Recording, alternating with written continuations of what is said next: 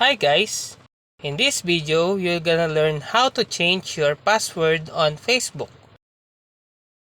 So first you need to tap your Facebook application.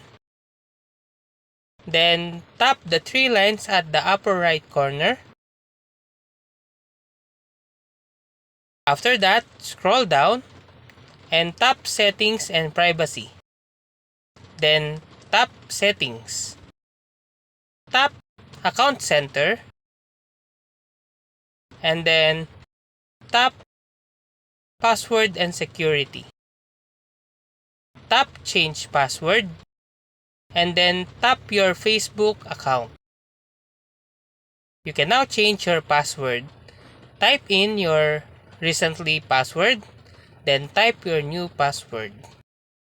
After that, tap Change Password. So that's how easy to change your password on Facebook. If you like this video, please click the subscribe button and click the notification bell to notify you to our next tutorial.